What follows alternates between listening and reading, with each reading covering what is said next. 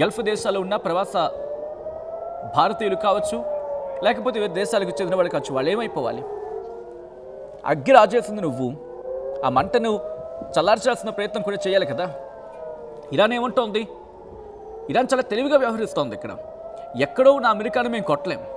ఎంత తెలివిగా వ్యవహరిస్తుందనే దానికి ఒకే ఒక ఉదాహరణ చెప్తా, బికాస్ అన్నీ చెప్పుకోవడానికి మనకి ఇప్పుడు అంత టైం సరిపోదు కాబట్టి. ఒక్క ఉదాహరణ ఏంటంటే, ఫస్ట్ ఆఫ్ ఆల్ ఎప్పుడైతే ఆయతుల్ అలీ ఖమేనీని ఇటు అమెరికా దాడి చేసి చంపేసిందో, ఇరాన్ రెవల్యూషనరీ గార్డ్ కార్ప్స్ అంటే ఐఆర్జీసీ ఒక కీలకమైన వ్యూహం వేస్తుంది. ఏంటది?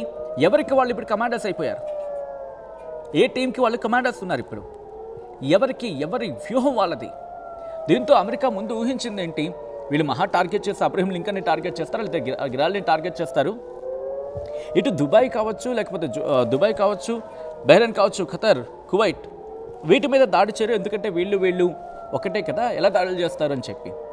కానీ అక్కడ వ్యూహం బెడిసి కొట్టింది. ఇప్పుడు ఏం చేస్తుంది ఇరాన్? మీరు వాళ్ళకి బేస్ ఇచ్చారు కాబట్టి మేము దాడి చేస్తాం. ఇది మిమ్మల్ని దాడి చేస్తే భావించొద్దు, మీరు గుడ్ నైబర్స్ అనే అంశాన్ని కోట్ చేస్తుంది ఇక్కడ ఖతర్. కోట్ చేసినప్పుడు వాళ్ళకి కూడా వెంటనే సమాధానం ఇచ్చింది, మేము మీ గుడ్ నైబర్సే, బట్ ఎప్పుడైతే మీరు అమెరికాకు అక్కడ బేస్ ఇచ్చారో, మేము అమెరికా బేస్ని మేము టార్గెట్ చేస్తున్నాం, మీరు అక్కడి నుంచి అమెరికా బేస్ తిరిగి తీసేసేయండి, మేము ఎందుకు దాడి చేస్తూ ఉంటుంది ఇరాన్. సమాధానం కువైట్ దగ్గర లేదు.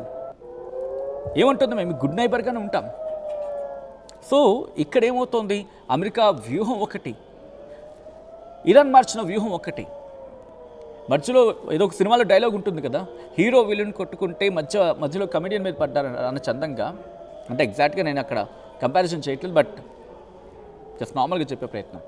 అలా ఇరాన్, అమెరికా, ఇజ్రాయెల్ ఈ మూడు కొట్టుకుంటే మధ్యలో బలైపోతోంది గల్ఫ్. కారణం కూడా లేకపోలేదు. 1979 ఇరాన్ రెవల్యూషన్ వచ్చిన తర్వాత అంతవరకు ఇరాన్కి సఖ్యతగా ఉన్న అమెరికా ఇరాన్ని విడిచిపెట్టింది. ఆఫ్కోర్స్ ఇరాన్ని విడిచిపెట్టేసింది, ఎందుకంటే వాళ్ళ రివల్యూషన్ వచ్చిన తర్వాత అమెరికా చెప్పినట్టు ఎవరైనా ఎందుకు చేస్తాడు. సో ఎప్పుడైతే ఇరాన్ పక్కన పెట్టేస్తుందో, అమెరికా చెప్పిన మాటలు ఎప్పుడైతే వినట్లేదు, అప్పుడు ఏం చేస్తుంది?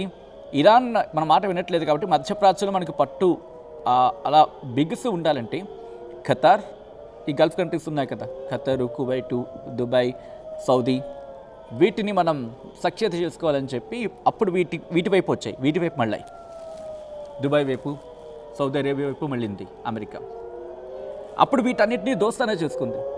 దీంతో ఇరాన్కి దూరం అయింది కదా, దూరం పెడుతూ వచ్చింది. ఇరాన్ని తొక్కే ప్రయత్నం చేస్తుంది. అండ్ ఇక్కడ కూడా వాళ్ళకి పడి సావదు. ఎవరికి? ఇరాన్కి. ఇరాన్, ఇరాక్తో పాటు సిరియా, యెమెన్, లెబనాన్, ఇవన్నీ ఒక గ్రూప్లోకి వస్తాయి. ఈ గల్ఫ్ కంట్రీస్ అనే ఒక గ్రూప్లోకి వస్తాయి. సో ఎప్పుడైతే ఇరాన్ టార్గెట్ చేస్తుందో అమెరికా, మిగతా ఇరాక్ని టార్గెట్ చేస్తుంది, సిరియాని టార్గెట్ చేస్తుంది, లెబనాన్, దాంతోపాటు యెమెన్, ఇవన్నీ కూడా అమెరికా టార్గెట్లోకి వెళ్ళిపోయి. అప్పుడే వీళ్ళకి గుర్తొచ్చింది, ఓకే, గల్ఫ్ కంట్రీస్ గుర్తొచ్చింది ఏంటి? మనల్ని కాపాడగలిగేది అమెరికా మాత్రమే. ఇరాన్ నుంచి, ఇరాక్ నుంచి, సిరియా నుంచి, వీళ్ళ నుంచి మనల్ని కాపాడగలిగేది అమెరికా మాత్రమే అని చెప్పి దోస్తానా చేస్తూ, ఇంకా చెప్పాలంటే ఒక అడుగు ముందుకేసి వణక్కాలు పెట్టడం ప్రారంభించాలనుకోవడం కూడా అతిశయోక్తి లేదు. ఎందుకంటే ఆ స్థాయిలో ఓకే అయిపోయాయి. కానీ సిచ్యువేషన్ మారిపోతూ వచ్చింది. ఇరాన్ రోజు రోజుకి దిగజారిపోయింది పరిస్థితి, ఆర్థికంగా, రాజకీయంగా. ఎందుకంటే అమెరికా శాంక్షన్స్ కారణంగా గల్ఫ్ కంట్రీస్ అన్నీ కూడా అమెరికాతో సపోర్ట్తోని వాళ్ళ ఏమంటారు రాజ్యం, ఇంకా ఆ క్రౌన్ ప్రిన్స్, ఇవన్నీ ఉన్నాయి కదా అక్కడ, వాటిని కాపాడుకుంటూ వాళ్ళు వస్తున్నారు. అంటే వాళ్ళ రాజ్యాలు కూలిపోకుండా, పడిపోకుండా అమెరికా సపోర్ట్తో వాళ్ళ అధికారము, ఆధిక్యము కొనసాగేలా చూసుకుంటున్నారు. వాళ్ళు అక్కడ చూసుకుంటూ కాస్త సోకాల్డ్ అభివృద్ధిని చూసుకుంటున్నారు వాళ్ళు. బట్ వాళ్ళకి అర్థం కానిది ఏంటంటే, వాళ్ళకి అభివృద్ధి, అండదండల గురించి మాట్లాడుకునే సందర్భంలో పక్కలో బలంలాగే ఉంది అమెరికా. ఎందుకంటే ఆఫ్ఘనిస్తాన్ తెలిసిన నేపథ్యం తెలిసిన ఏ దేశం కూడా అమెరికా నమ్మదు. ఏం చేస్తుంది? ఇదిగో మేము మీకు రక్షణగా ఉంటామని చెప్పి అంతవరకు అక్కడ ప్రజాపాలనగా ఉన్న అక్కడ పాలనను పూర్తిగా నిర్వీర్యం చేసేసి అక్కడ పారిపోయి, అక్కడి నుంచి తాలిబాన్లు వచ్చాక బేసెస్లో వాళ్ళ దగ్గర ఉన్న అమ్యునేషన్స్ కూడా అక్కడికక్కడ విడిచిపెట్టి అక్కడి నుంచి పారిపోయింది. అటువంటి అమెరికా ఈరోజు ఇదే ఎయిర్ బేస్ ప్రమాదం అనుకుంటే విడిచిపెట్టి పారిపోతుంది అక్కడి నుంచి. తర్వాత ఎప్పుడో ఫ్యూచర్లో చూసుకుందామనుకుంటుంది. ఇప్పుడు ఏకాక అయిపోయింది ఎవరు? గల్ఫ్ దేశాలు. ఎప్పటికైనా కోలుకుంటాయా? వాళ్ళన్నమాట వాస్తవం. కొద్దిసేపటి క్రితం వాళ్ళన్నమాట వాళ్ళ నోటంటూ వచ్చిన మాటే వాస్తవం. అది ఓసా కొట్టివేయచ్చుగా కొంతమంది. ఏమంటున్నారు? మేమేదో అమెరికా మాకు సాయం ఉంటుంది, మాకు రక్షణగా ఉంటుంది, మమ్మల్ని డిఫెన్స్ చేస్తుంది అనుకుంటే ఈరోజు మమ్మల్ని ఏకాకిని చేసేస్తుంది. అవసరమైన సందర్భంలో మమ్మల్ని కాపాడాల్సిన అమెరికా వాళ్ళ డిఫెన్స్ సిస్టమ్ని తీసుకువెళ్ళి ఇజ్రాయెల్కి అప్పచెప్పి ఇజ్రాయెల్ని కాపాడుకుంటోంది అని చెప్పి ఆవేదన వ్యక్తం చేస్తూ ఉంటే ఎక్కడ పడుకుంది అమెరికా? ఎందుకు పట్టించుకోవట్లేదు సోకాల్డ్ అగ్రరాజ్యం? గల్ఫ్ దేశాలకు ఎప్పటికైనా కొంచెం బుద్ధి రావాలి. బహుశా ఈ మాటని కాస్త కోపం రావచ్చు కాక, బట్ ఆలోచించాల్సిన క్షణం. మీ దేశ ప్రజల్ని కాపాడుకోవడానికి మీ దగ్గర మిజైల్ సిస్టమ్ ఎంతవరకు ఉంది? ఇజ్రాయెల్కి ఉన్న కనీసం ఐరన్ డోమ్ లాంటి సిస్టమ్ అయినా మీకుందా? మీ దగ్గర ఇంటర్సెప్టర్స్ ఉన్నాయి, కానీ ఆ డిఫెన్స్ సిస్టమ్ ఎంత స్ట్రాంగ్గా ఉంది? ఈరోజు బుర్జ్ ఖలీఫా మీద ఒక డ్రోన్ దాడి చేయగలిగిందంటే దట్ షోస్ ప్రస్తుతం గల్ఫ్ కంట్రీస్ దగ్గర ఎటువంటి డిఫెన్స్ సిస్టమ్ ఉందనేది. అమెరికాని చూసి ఇన్నాళ్ళు మాకు ధైర్యం ఉంది, మమ్మల్ని అమెరికా కాసేస్తుంది, కాపాడేస్తుంది అనుకున్న ఇప్పుడు గల్ఫ్ దేశాలు వణికిపోతున్నాయి. ఏదో ఒక సామెత ఉంటుంది, కరవమంటే కప్ప కోపం, విడవమంటే పాము కోపం అని చెప్పి. అలాగా ఇప్పుడు ఇరాన్ దాడులు ఆపమంటే ఆపదు, అలా అని చెప్పి అమెరికా కాపాడుతుందంటే కాపాడదు. అందుకే ఏమన్నా ఇప్పుడు కొద్దిసేపటి క్రితం ఇవన్నీ మీటింగ్ పెట్టుకున్నాయి గల్ఫ్ కంట్రీస్ అన్నీ కూడా. ఒకవేళ ఇరాన్ కనుక దాడులు ఆపకపోతే మేము ప్రతి దాడులకు కూడా సిద్ధమనేలా, ఆత్మరక్షణ కోసం, అంటే ప్రతిదాడి అనే పదాన్ని ఉపయోగించకపోయినప్పటికీ ఆత్మరక్షణ కోసం మేము సిద్ధమవుతామని చెప్పి. కానీ సిద్ధమైతే చేసేదే ఉంది. ఇరాన్ ఇప్పటికీ ఇజ్రాయెల్ని ఢీకొట్టేంతలో వాళ్ళ సత్తాను పెంచుకున్నప్పుడు ఇవెంత ఆఫ్టర్ ఆల్ కదా ఇవన్నీ కూడా. ఈ 10 దేశాలు కూడా ఆఫ్టర్ ఆల్ కదా. ఈ 10 దేశాల వరకు ఆఫ్టర్ ఆల్. ఇప్పుడు మీ అంతటా మీరు డెవలప్ అవ్వడానికి టైం గడుస్తుంది. అంతలో జరగాల్సిన దారుణం జరిగిపోతుంది. ఇప్పుడు దుబాయ్లో విజువల్స్ బయటికి రావట్లేదు, సౌదీలో విజువల్స్ బయటికి రావట్లేదు అంటే సోషల్ మీడియాలో ఒక చర్చ జరుగుతోంది.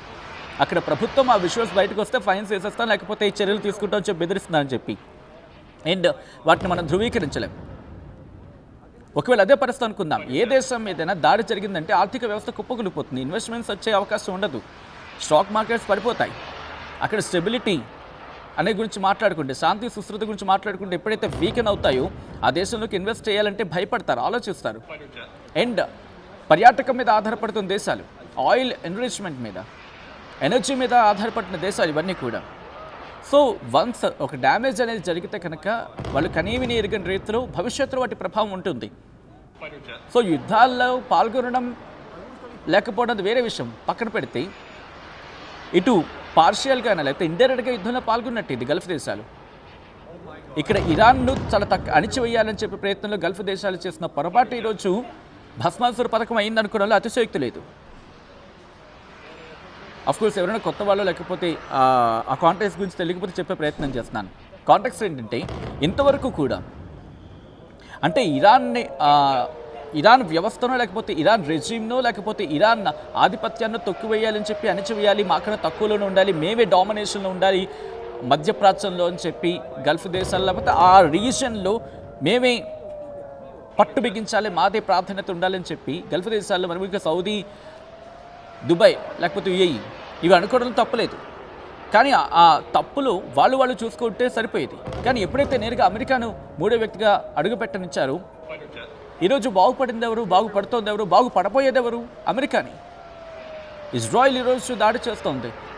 ఇంత దాడికి దాని పరిణామాలని, ఆ రిపర్కషన్స్ని భరిస్తోంది ఇజ్రాయిలే. పోనీ ఇజ్రాయిల్ అంటే దాడి చేయించుకుంది, యుద్ధంలో పాల్గొంది, యుద్ధం చేసింది, యుద్ధంలో పాల్గొంది. ఇజ్రాయిల్కి ఓకే, ఇజ్రాయిల్ ఇరాన్ కొట్టుకున్నాయంటే కనుక యుద్ధం పరంగా చూసుకుంటే ఇద్దరిది ఓకే. కానీ గల్ఫ్ దేశాలకి ఏం భాగస్వామ్యం? గల్ఫ్ దేశాలు ఏమైనా ఇరాన్ మీద దాడి చేశాయా? కాదు. కానీ చేసిన పొరపాటు ఏంటి? క్లియర్ కట్గా గల్ఫ్ దేశాల పొరపాటు ప్రస్ఫుటిస్తోంది. గల్ఫ్ దేశాలు ఎప్పటికైనా ఆలోచించుకోవాలి. మన ఇంట్లో పక్కవాడు మన శత్రువు అని కనిపించినప్పుడు, పక్కవాడు ఏదో శత్రువు మిత్రుడు అని అంటారు కదా, బట్ ఆ శత్రువు మనకు సహకరించకపోతే ఇంక మిత్రుడు ఎలా అవుతాడు? వాడు మన ఇంటి మీద దాడి చేస్తూ ఉంటే, లేదు నేను ఇంటిని కాపాడుతానని చెప్పి నీ ఇంట్లో సెక్యూరిటీ గార్డ్గా ఉంటానని చెప్పిన వ్యక్తి పారిపోతే ఆ వ్యక్తిగా మళ్ళీ మీ ఇంట్లో చోటిచ్చేది? Just question yourself. నేను అడిగితే బస్ కోపం రావచ్చు కాక. మరి మీకు ఆ అమెరికాకు ఉన్న రిలేషన్స్ డ్యామేజ్ అవుతాయని భయంతో మీరు మళ్ళీ కొనసాగొచ్చు కాక, కానీ మొదటికే మోసం వస్తే ఇది ప్రస్తుతం గల్ఫ్ దేశాలు ఆలోచించుకోవాలి కదా. ఎందుకంటే ఒక్కొక్క నెంబర్ చెప్పే ప్రయత్నం చేస్తాను. అటు ఇటుగా 1 కోటి మంది భారతీయులే గల్ఫ్ దేశాల్లో ఉన్నారంటే మరి మిగిలిన ప్రపంచ దేశాల నుంచి వచ్చిన వాళ్ళు అక్కడ ఉండరా? సో గల్ఫ్ దేశాలు ఆలోచించుకోవా? మీకు అమెరికా ముఖ్యమా, మీ ప్రజలు మీకు ముఖ్యమా? లేకపోతే అమెరికా ముఖ్యమా, మీ రాజ్యాలు ముఖ్యమా, మీ ప్రజలు ముఖ్యమా? రేపు ఉదయం ప్రజలు లేకపోతే ఎడారిలో ఏం చేస్తారు? ఏగలకి దోవలకి రాజులుగా మిగులుతారా మీరు? అమెరికా తొత్తులుగా మారుతారా మీరు? ఈరోజు అమెరికాను చూసి ఎందుకు భయపడాలి?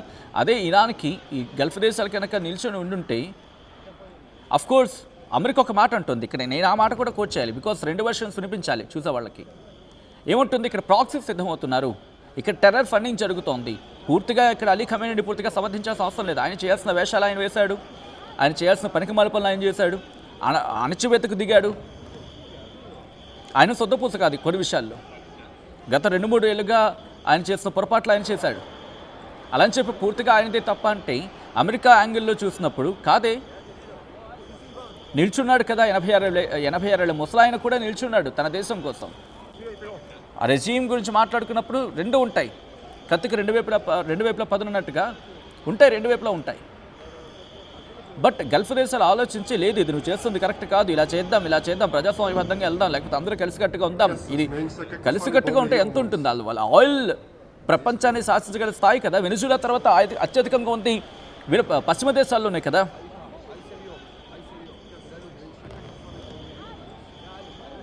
సో మొత్తంగా మాట్లాడుకునే సందర్భంలో దుబాయ్పై దాడులను అయితే మాత్రం ఇరాన్ తీవ్రతరం చేసింది. తాజాగా రస్ అల్ ఖైమాలో కామికాజీ డ్రోన్లతో దాడికి పాల్పడింది. దుబాయ్, అబుదాబి, షార్జా పైన కూడా ఇరాన్ దాడులకు పాల్పడింది. దుబాయ్లోని అమెరికన్ మిలిటరీ బేసెస్ టార్గెట్గా ఇరాన్ దాడులకు పాల్పడుతోంది. అబుదాబి సమీపంలో అల్దఫ్రా ఎయిర్ బేస్ ఉంది. ఇక్కడి అమెరికా యుద్ధ విమానాల పర్యవేక్షణ కూడా జరుగుతుంది. అంటే అక్కడి నుంచి అమెరికా మిడిల్ ఈస్ట్ని పర్యవేక్షించడం జరుగుతుంది. సో ఏషియా వరకు వచ్చే అవకాశం ఉంటుంది.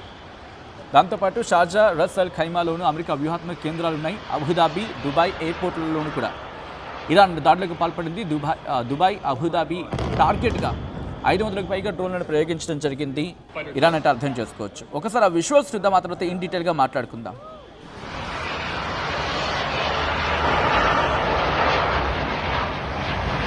Oh my God. Fighter jet. Yeah.